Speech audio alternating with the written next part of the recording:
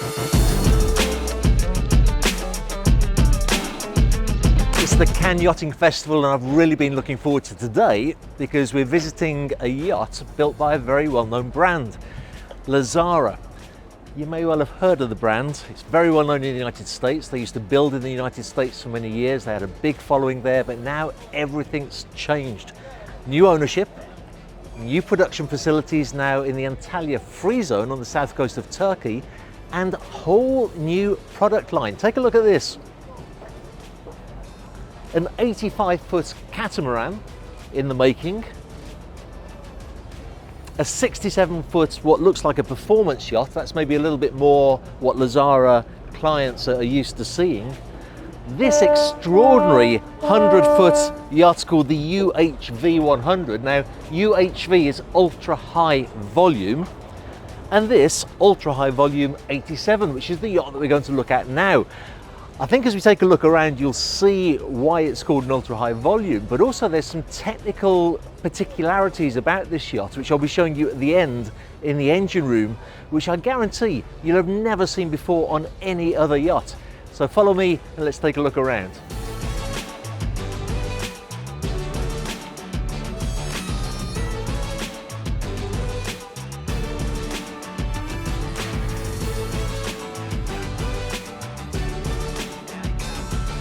Actually, just before we get on board the yacht, it's worth mentioning that this is a very large lazarette garage door. At the moment it's being used for storage. It can be used for a beach club.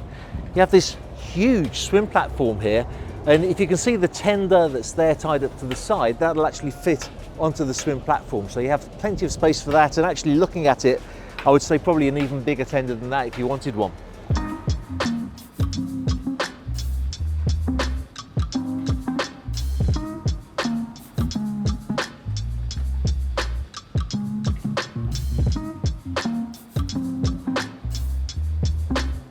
Now, worth noting the height of the bow. This is one of the most extraordinary things about this particular yacht. I don't know if you can see this, Slava, the yacht next to us, which is a similar length, but the bow is a lot lower down. That's one of the reasons this is called a UHV, an ultra high volume. The bow is absolutely enormous. And bear in mind, we're on an 87-foot yacht here. Now, this area, as you can see, has been used for an area that you can eat, beautiful shade here, you can lie out on the sun pads. Rather cleverly, they put the mooring gear, your anchor winches, down here. Now that's good because a lot of people don't like to see this kind of stuff when they're sunbathing. It wouldn't bother me, I must be honest, but some people don't like to see it.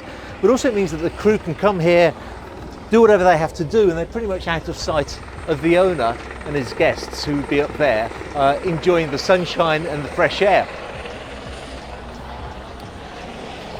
Now, what happens to the inside of the yachts when the designers are bold enough to make the outside so high out of the water and so, I think there's an Italian word, mastodontical, but what it means is it's big. This is a really big piece of kit, and just take a look inside. By the way, do you know how many times I've been on a yacht and tried to get into the bridge to only find that this door sticks? Let me tell you, there was no problem with this. Opened beautifully easily.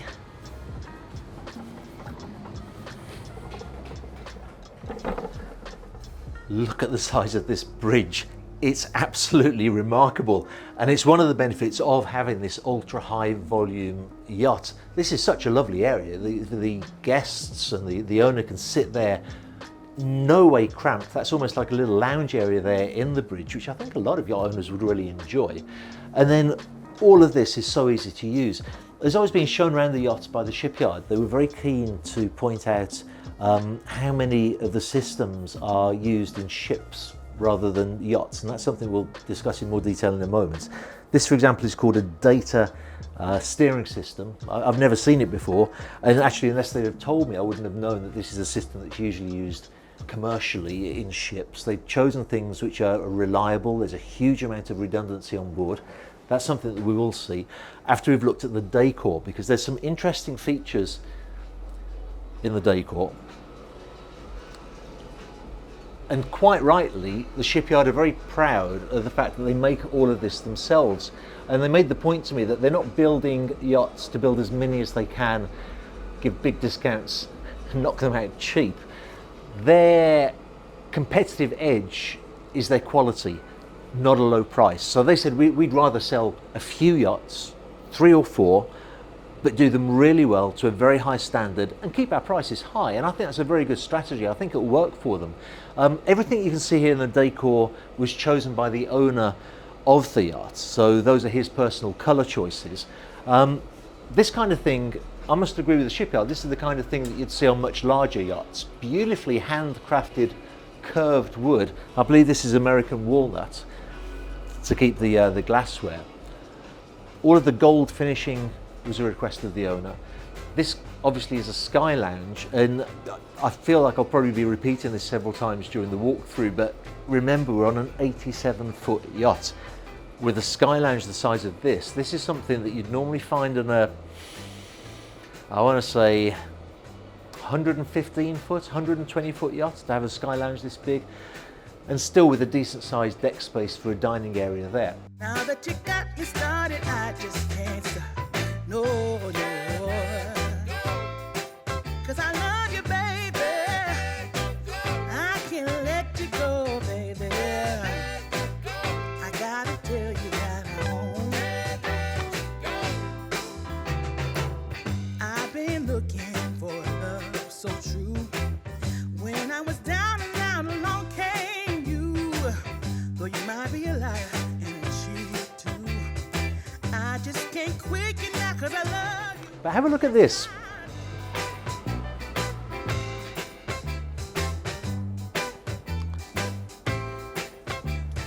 I love this design feature because this staircase here, you can actually see all the way through 3 decks right down to the bottom. So it's a lovely design feature, but also it's an opportunity to show you the thickness of the floors.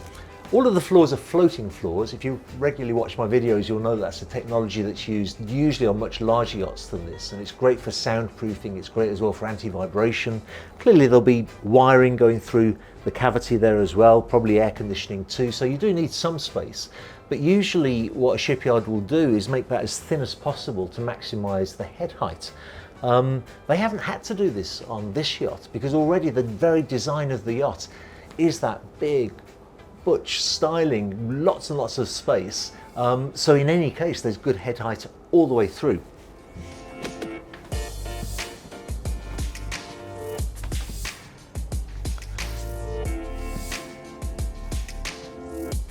So here we have the master stateroom. It's on the main deck, lots of natural lights coming in here. Beautiful amount of wardrobe space. You know, I have to say that some years ago I filmed the Ferretti 96, which is still one of my favourite yachts that Ferretti produced, one of my favourite yachts in that size range.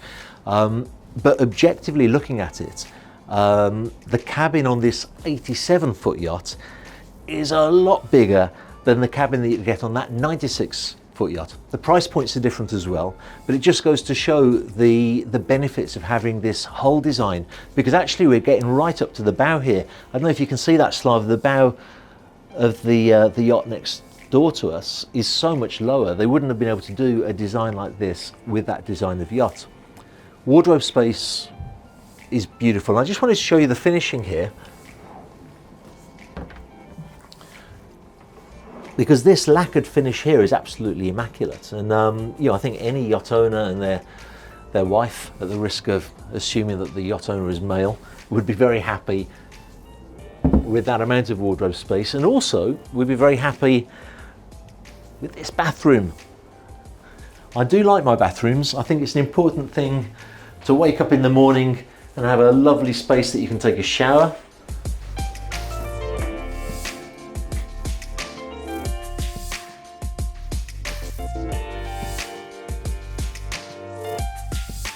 It's just a good start to the day, and this is a beautifully appointed bathroom for the master stateroom. Moving aft,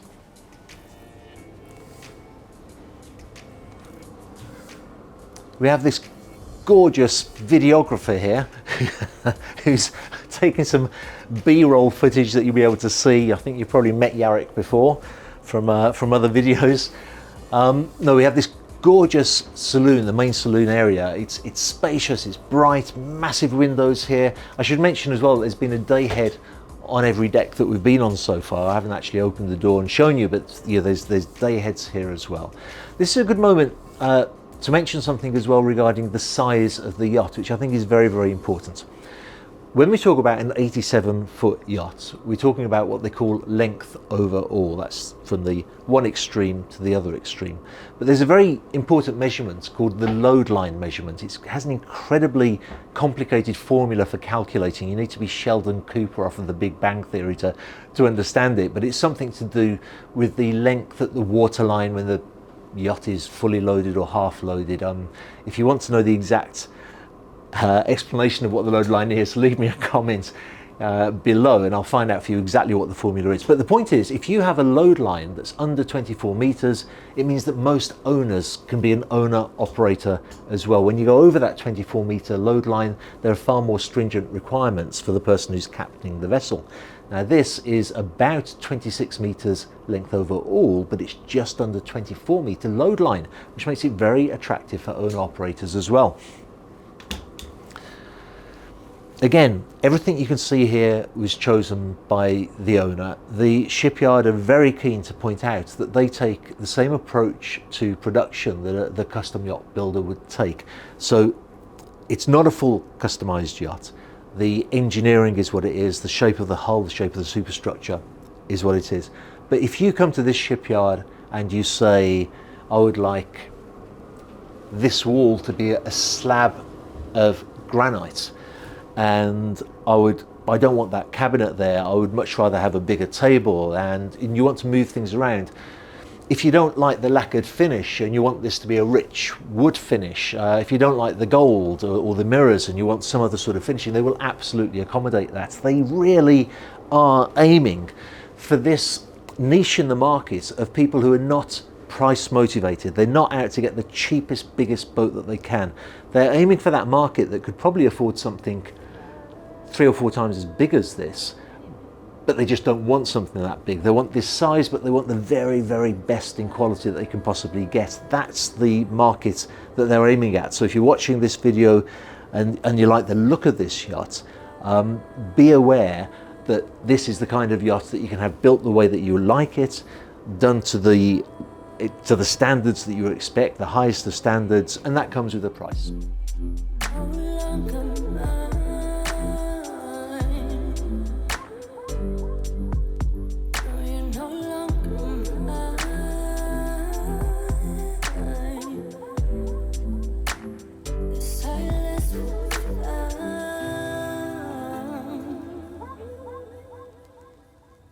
Moving on, let's take a look at the guest accommodation.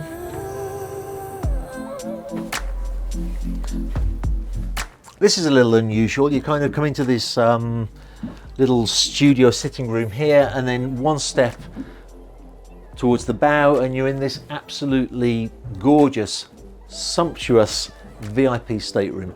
Things to notice here, a few things to notice.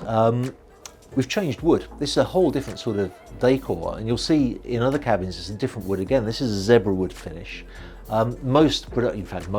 Pretty much every production shipyard in the world would look at you like you're crazy if you asked for different woods in different cabins. But that's what this owner wanted to do, and so Lazzara were very happy to accommodate his request. I wasn't sure if this was here just to kind of box in the shape of the hull, but these are actually all doors with some amount of storage inside. Finishing is magnificent, bathroom is beautiful. I mentioned to you that the other cabins have a different woodwork. Oh, but before I do that, I have to show you this. The shipyard were really proud of this, and I can understand why, because sometimes it's the little things that make the difference. So as you can see here, there's storage for linen and towels, and that's great. But why should you have to reach across to get out that linen and towels when you can just pull it out and access it a lot easier? It's a little detail, but this is a super yacht after all. This is a luxury vessel, so it should have that kind of attention to detail.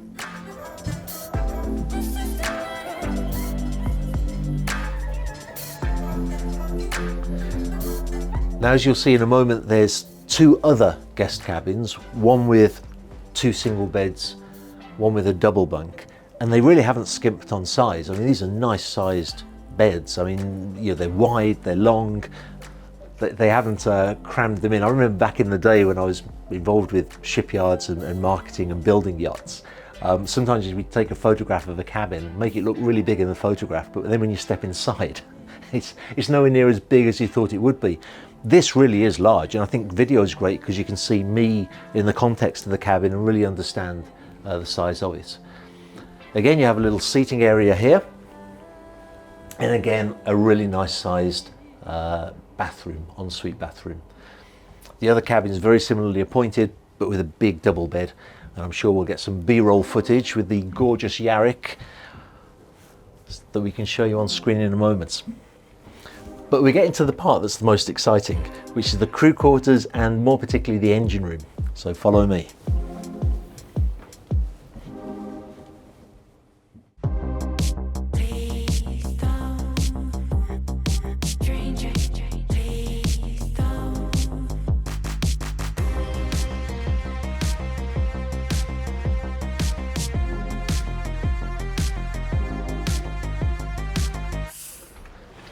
So as we make our way around to the engine room, I do want to point this out to you, because you have all the controls for the yacht here, all the essential controls. The captain could, in theory, operate the entire vessel from this position. Obviously, it's a mooring station, because from here it's very easy for the captain to see how close he is to the dock, how close he is to the yacht next to him. You've got your throttle control, your bow thruster control here, pretty much all of the things that you need to run the yacht. And that's kind of been a theme throughout, actually, as we look through. They've always put more than you need rather than just the bare minimum that you need in every particular area. Of course that costs money, but as I said earlier, this is a yacht that's they've endeavoured to build to the highest of standards and with more rather than less than you really need.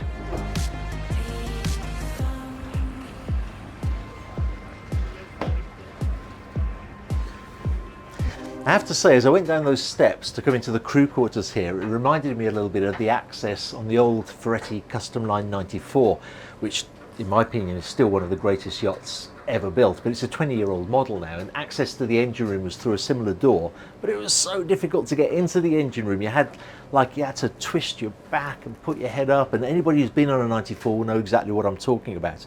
This is a really easy access, a proper staircase into this beautiful crew quarters. To the right and left of Slava are 2 cabins, each one with 2 bunks in them for a crew of 4, which on an 87-foot yacht is about right. They have their own mess area here. There's a washer and a dryer. Just through there is that storage area that I told you about that can also be used as a small beach club. They have the bathroom through here with a decent sized shower in it. But the part I've been really excited to show you is through this door.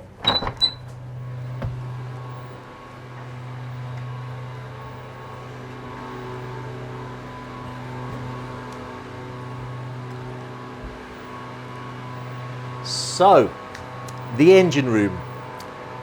Volvo Penta engines, which is unusual because usually you'd be looking at Caterpillar or MAN or MTU, but actually I'm noticing more and more builders now opting for Volvo. I don't know mechanically why that is, but I'm guessing that they're coming up with some really excellent engines, which is why they've become the choice for so many people. But the amazing thing here, apart from the redundancy, let me talk first about the redundancy.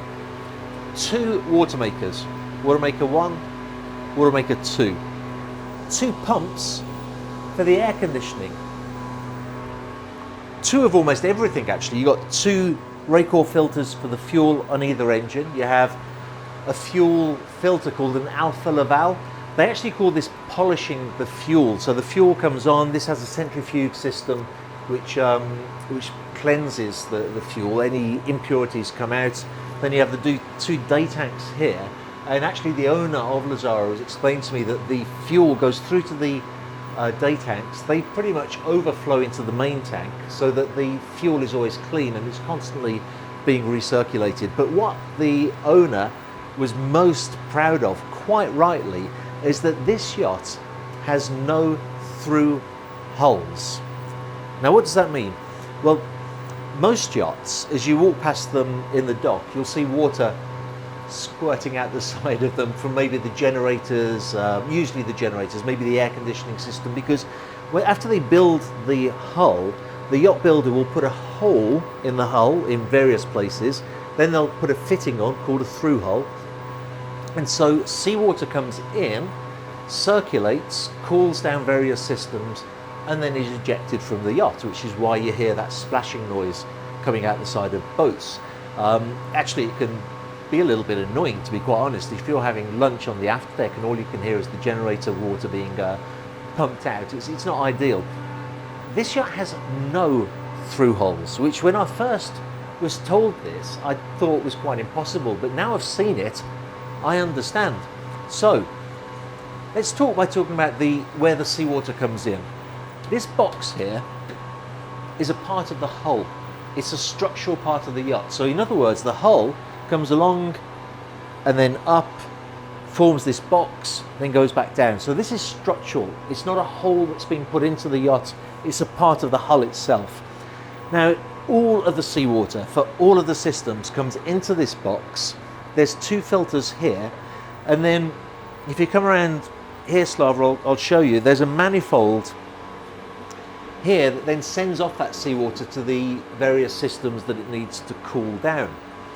Now, after it's done its job of cooling down, it goes to one of these boxes here. You see there's two boxes, one smaller one and one bigger one. Again, they're structural boxes, a structural part of the hull. So that's not a through hull, that's actually part of the hull. Now from there, the various water that needs to discharge goes into there, and then it's ejected out of the yacht. And there's obviously a no return valve, so it doesn't come back up. Now in a time, and this year has been absolutely awful, in a time when yachts seem to be sinking left, right and centre for whatever bizarre reason, I don't know what's going on at the moment in the world of yachting, that is a fantastic safety feature to have. You can, in fact, it's easier to show you on these bigger ones. You can unscrew this lid to clean your filters and the yacht won't sink. So you have a gaping hole in the bottom of the yacht, but it won't sink because of the fact that this is a structural part of the hull. It's a fantastic safety measure that they've taken on board, and it really is quite unique. Something else I liked, which I'd heard of but I've never seen before, these boxes here are called H2O Biosonic. Now in a yacht, as it's used, it will gather all kinds of muck on the hull, barnacles especially, and sometimes you see after the end of the season a yacht like this is lifted out of the water and they have to power blast all the barnacles off. But in the meantime, those barnacles have slowed the yacht down. The difference in fuel economy is appreciable because you have a lot of growth. I've been on sea trials where we've just never been able to make the right speed because the hull is so dirty. What this does is it gives little sonic blasts that blasts off any barnacles and any grime and muck that accumulates on the hull. So when you do come to lift the boat, it's a lot less work to clean the bottom, and also you shouldn't have your performance affected in the way that other yachts will have. This yacht is full of innovation, full of interesting items. And really what I want to say in the conclusion of this video is this, that as you know, I film a lot of yachts from a lot of different yacht builders, and I've always been very clear that this YouTube channel is about marketing yachts. It's about giving the positive stories about yacht builders, positive stories about yachts. I've often said that if I don't like a yacht builder or if I don't want to do business with the people, I just don't mention it on my channel. I'll never speak badly about anybody. That said, very, very often builders will say, talk about our quality, talk about our quality, talk about our quality. And I'll say to them, well, give me an example of what you're doing that no other builder is doing. Give me an example of your quality. And on more than one occasion, they've not really been able to give me a satisfactory answer to that. It's not the case with Lazzara. They have talked a lot about quality as they've shown me around the yacht twice now, but they can substantiate it. That cabinetry, it might not be to everybody's taste, but there's no doubt in the quality of the cabinetry. Everything's beautifully lined up. This innovation with these, with the lack of through holes, that adds to the enjoyment of the yacht actually, but also adds to the safety. It's a concrete example of the quality of the yacht. And I like that. I like reporting back to the viewers on something that's different, that's unusual, and that really adds to the enjoyment that people have of their yacht. Really hope that you've enjoyed this walkthrough, and if you did, don't forget to subscribe to the channel, click on the bell icon to get notifications, and tune in to the next yacht video.